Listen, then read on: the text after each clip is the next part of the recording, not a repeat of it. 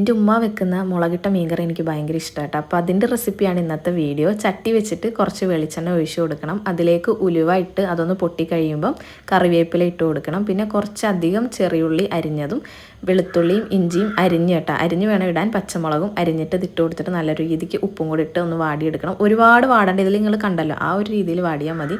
എന്നിട്ട് ഇതേ മുളക് പൊടി, മല്ലിപ്പൊടി, മഞ്ഞൾപ്പൊടി ഇട്ട് കൊടുക്കുന്നുണ്ട്. മുളക് പൊടി ഞങ്ങൾ കാശ്മീർ ചില്ലിയും പിന്നെ എരിവുള്ള മുളക് പൊടിയും ഇട്ട് കൊടുക്കുന്നുണ്ട് കേട്ടോ. നല്ല പോലെ ഇളക്കി കൊടുക്കണം, ആ പച്ചമണം ഒന്ന് മാറുന്ന വരെ. എന്നിട്ട് ഇതേ ഒരു തക്കാളി അരിഞ്ഞതും കൂടെ അതിലേക്ക് ഇട്ട് കൊടുത്ത് അത് നല്ലപോലെ മിക്സ് ചെയ്തിട്ട് പിന്നെ നമ്മൾ അതിലേക്ക് പച്ചവെള്ളമാണ് കേട്ടോ ഒഴിച്ചു കൊടുക്കുന്നത്. പിന്നെ കുടംപുളിയും കൂടി ഇടുന്നുണ്ട്, 2 കഷ്ണം കുടംപുളിയും കൂടി ഇട്ട് കറി ഒന്ന് തിളച്ച് വരുമ്പോഴത്തേക്കും, ചെറുതായിട്ടൊന്ന് തിളച്ച് വരുമ്പോഴത്തേക്കും നമുക്ക് ഈ മീൻ കഷ്ണമൊക്കെ ഇട്ട് കൊടുക്കാം. അയിലയാണ് കേട്ടോ, അയില മുളകിട്ട കറിയാണ് ഇന്ന് വെക്കുന്നത്. അപ്പോൾ അത്യാവശ്യം നല്ല വലിയ അയിലയാണ്.